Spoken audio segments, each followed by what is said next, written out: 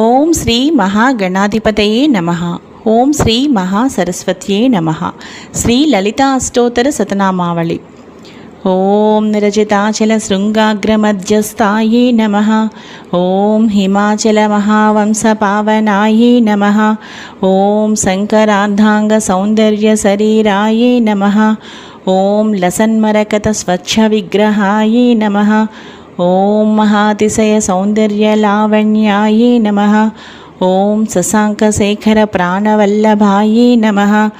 ఓం సదా పంచదశాత్మైక్య స్వరూపాయే నమః. ఓం వజ్రమాణిక్య కనక కిరీటాయే నమః. ఓం కస్తూరి తిలకోల్లాసినిటలాయే నమః.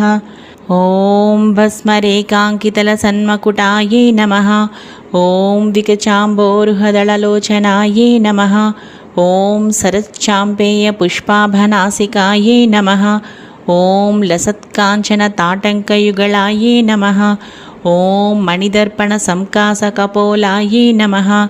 ఓం తాంబూలపూరిత స్మేరవదనాయే నమః. ఓం సుపక్వదాడిమీ బీజరదనాయే నమః. ఓం కంబుపోగ సమచ్ఛాయ కందరాయే నమః. ఓం స్థూలముక్తాఫలోదారసుహారాయే నమః. ఓం గిరీశబద్ధమాంగళ్యమంగళాయే నమః. ఓం పద్మపాశాంకుశలసత్కరాబ్జాయే నమః.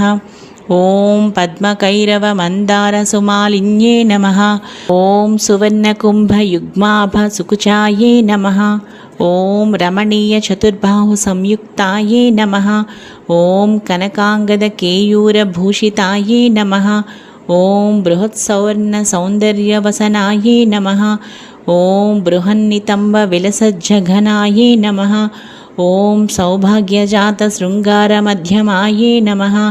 ఓం దివ్యభూషణ సందోహరంజితాయే నమః.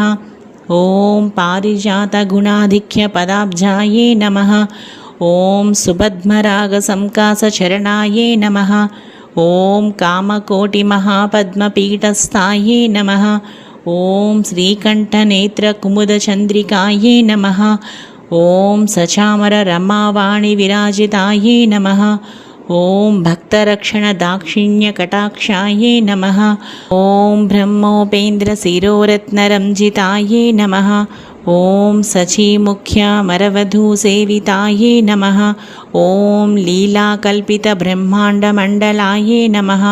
ఓం అమృతాది మహాశక్తి సంవృతాయే నమః. ఓం ఏకాతప్రత సామ్రాజ్యదాయికాయే నమః. ఓం సనక